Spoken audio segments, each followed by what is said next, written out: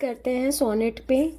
ये सोनेट आपके किसी भी एग्ज़ाम से इंग्लिश के किसी भी DSSB, LT, KVS, NVS, TGT, PGT आप दे रहे हो इंग्लिश में, तो आपको बहुत हेल्पफुल होगा। इनफैक्ट बहुत ही मतलब आपको हेल्प करेगा। तो जस्ट आप लोग ये मत सोचिएगा कि मतलब आपको कोई फ़ायदा नहीं होगा। अगर आप मतलब तैयारी किसी भी एग्ज़ाम के लिए करते हैं तो आपके लिए बहुत मतलब हेल्पफुल होगा। हाँ, एक बात और कहना चाहते हैं, आप लोग को लग रहा होगा कि मतलब मैं नॉर्मल एक वॉइस रिकॉर्ड करके और एक नॉर्मल वीडियो डाल दे रहे हूँ। एक्चुअली मेरे पास नोट्स हैं, बट आई एम सॉरी, मैं कैसे कैमरा, फ्रंट का कैमरा तो बहुत बेकार है और बैक का कैमरा तो टूट ही चुका है, तो इसीलिए मैं वो नोट्स नहीं डाल सकती हूँ। आप, मैं जो बोल रही हूँ आप नोट कर सकते हैं, ठीक है। तो सबसे हम फॉर्म ऑफ पोइट्री में सबसे पहले नंबर पे बात करते हैं सोनेट की। सोनेट जो है इटालियन से आया हुआ है। सबसे पहले सोनेट का ओरिजिनेट जो हुआ था वो इटली में हुआ था। अगर हम पूछे कि सोनेट का जो है ओरिजिन कहाँ हुआ था, बर्थ कहाँ हुआ था, तो इटली में आया हुआ था। और इटालियन वर्ड वहाँ पे यूज़ किया जाता था सोनेटो, ठीक है, SONNETTO, सोनेटो, ठीक है।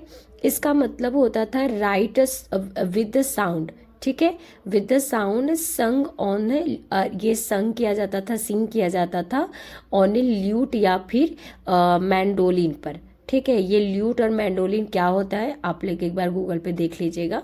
ये इटली में मनाया जाता था, तो उस पे ल्यूट या मैंडोलिन पर जो है ये गाना जाता था सोनेटो, ठीक है, सोनेटो। इसलिए मैं इसका नाम सोनेटो ले रही हूँ क्योंकि ये इटली में इसी नाम से जाना जाता था, ठीक है। और इसके जो अर्लीस्ट राइटर थे सोनेट के, वो थे दांते और पेट्रार्कन, ठीक है। दांते और पेट्रार्कन, दांते का जन्म हुआ था 1265 में से लेके 1321 में, और पेट्रार्कर का जो है वो 1304 से 1374 में था। तो जो पेट्रार्कन जो थे वो सोनेटियर थे और उन्होंने जो है सोनेट का यूज़ किया था। दांते ने भी सोनेट का यूज़ किया था। और सबसे पहले इटली में जो सोनेट था जिसको बोलते हैं पेट्रार्कन, ये सोनेट वहाँ पे बहुत ही फेमस हुआ था।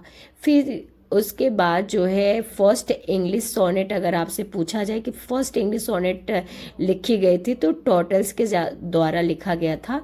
मिसलेनरी ऑफिस सॉन्ग्स एंड सोनेट, ये वर्क का नाम है जिसमें कि सोनेट के बारे में डिस्कस हुआ है। और ये फर्स्ट सोनेट भी कहा जाता है इंग्लिश सोनेट में। अगर लिटरेचर में देखा जाए कि फर्स्ट सोनेट कौन सी लिखी गई थी, तो वो टॉटल्स मिसलेनी ऑफिस सॉन्ग एंड सोनेट लिखा गया था।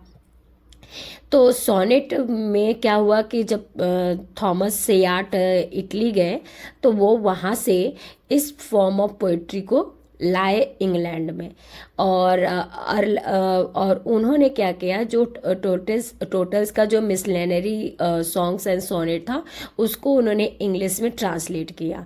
उनके साथ अर्ल ऑफ सरे भी थे। अर्ल ऑफ सरे ने क्या किया, उन्होंने सोनेट का जो फॉर्म था उसको चेंज कर दिया, उन्होंने थोड़ा सा अलग कर दिया। जो सर थॉमस थे वो पेट्रार्कन सोनेट था उसको जैसा था वैसे ही उन्होंने बस केवल ट्रांसलेट इंग्लिश में किया था। लेकिन उन्होंने अर्ल ऑफ सरे ने उन्होंने फॉर्म चेंज कर दिया। फॉर्म में उन्होंने क्या कर दिया, चेंज कर दिया भाई। पहले देखिए, इटालियन जो सोनेट होते थे, जो इटालियन सोनेट होते थे या पेट्रार्का सोनेट होते थे, वो आपके पूरे 14 लाइन के होते थे, 14 लाइन्स के, जिसमें से 8 लाइन जो होता था वो ऑक्टोवा होता था, 6 लाइन आपका से स्टेट होता था, ठीक है। फिर से सुन लीजिए, 14 लाइन होते थे टोटल, उसमें से 8 लाइन ऑक्टोवा और 6 लाइन से स्टेट होता था।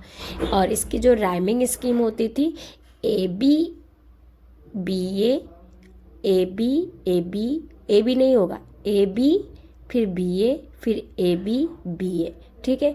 इसको, ये 4 जो लाइन होते थे वो क्वाइट्रेन कहलाता था। उसको हम कॉल्ड क्या करते थे, क्वाइट्रेन। मतलब अगर आप स्टेंजा कोई ले लीजिए और उसका जो 4 लाइन होता है, 4 लाइन का मतलब पहले A होगा राइमिंग स्कीम, फिर B होगा, फिर बी होगा, फिर ए होगा। तो वो जो 4 लाइन होते हैं उसको क्वाड्रेंट बोला जाता था।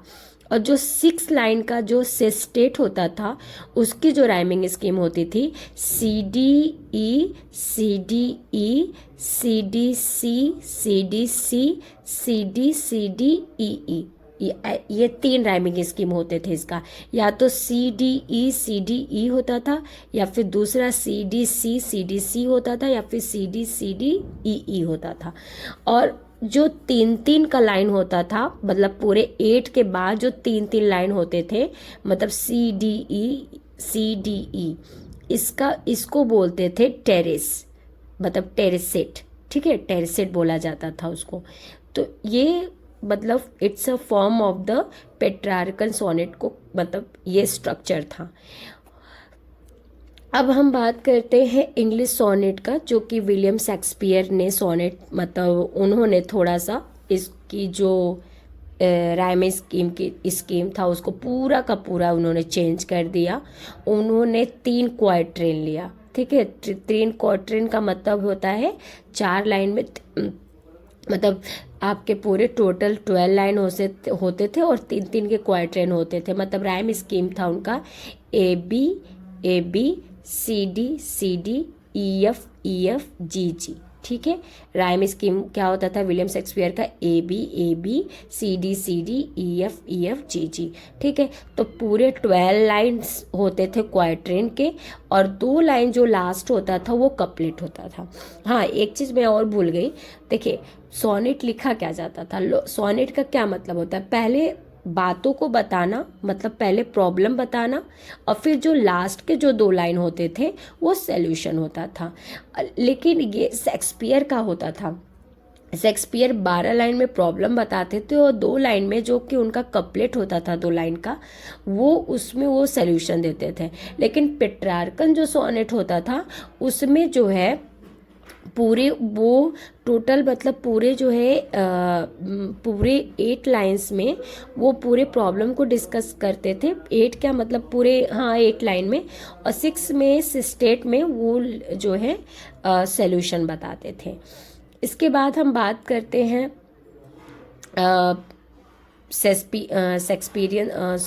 स्पेंसरियन सोनेट आया। स्पेंसरियन ने थोड़ा सा अपने स्टाइल को चेंज किया, राइमिंग स्कीम उन्होंने फॉलो किया ए बी सी डी ई ई।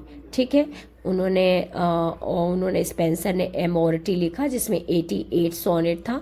विलियम शेक्सपियर का तो आप लोग को पता ही है, अभी बता देती हूँ। फिर उसके बाद सिडनी में एस्ट्रोफिल और स्टेला सोनेट का नाम है। फिर विलियम शेक्सपियर ने पूरे टोटल 154 सोनेट लिखा था, जिसमें 126 उन्होंने एड्रेस किया है मिस्टर WH को, और 26 जो है डार्क लेडी को, और जो 2 बचे हैं वो कन्वेंशनल सोनेट था उनका। तो आपको सबको अच्छे से क्लियर हो गया होगा कि इटालियन सोनेट क्या होता है और इंग्लिश सोनेट क्या था। ठीक है, तो आप लोग को सोनेट में आई थिंक कन्फ्यूज़न नहीं होगा। आप लोग को वीडियो अगर अच्छा लगेगा तो कमेंट कीजिएगा, और रिटेन वाला जो है मेरे पास जो नोट्स, वो मैं आपको प्रोवाइड इसलिए नहीं कर सकती, रीज़न ये है कि मेरे कैमरे सही नहीं है। तो आप अगर सुन रहे हो अच्छे से क्लियर है तो आवाज़ जा ही रही होगी। स्पेलिंग्स अगर कोई मिस्टेक्स कुछ समझ में नहीं आ रहा होगा तो फिर आप लोग कमेंट करिएगा।